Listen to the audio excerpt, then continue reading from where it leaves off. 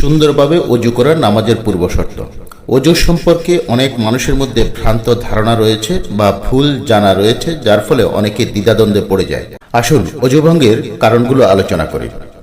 যে কারণগুলো উল্লেখ করব এর বাইরে কোনো কারণেই অজু ভঙ্গ হয় না, এটা নিশ্চিতভাবে ধারণা রাখবেন। প্রথমত, পায়খানা প্রস্রাব করলে অথবা প্রস্রাব বা পায়খানার রাস্তা দিয়ে কোনো কিছু অর্থাৎ বায়ু বা বীর্য বের হলে, শরীরের কোনো স্থান হতে রক্ত, পুজ বা পানি বের হয়ে গড়িয়ে পড়লে অর্থাৎ ফোঁটা আকারে গা বেয়ে গড়িয়ে পড়লে।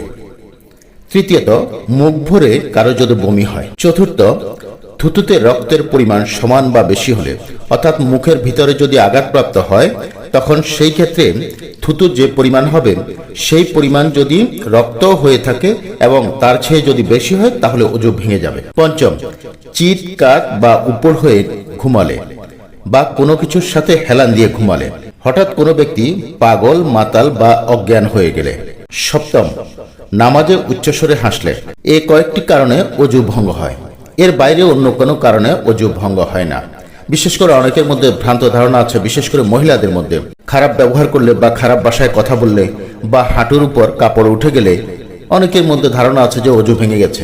আসলে এগুলো অজু ভঙ্গের কারণ নয়, এগুলোর কারণে গুনাহ হতে পারে কিন্তু অজু ভঙ্গের কারণ নয়। আশা করি এই ভ্রান্ত ধারণা থেকে সবাই মুক্ত হয়ে এই বিষয়গুলোকে মনে রাখবেন। ইনশাআল্লাহ আমল করতে সবার জন্য সুবিধা হবে। আল্লাহ তাআলা সবাইকে হেদায়েত দান করুন। আমিন সুম্মা আমিন।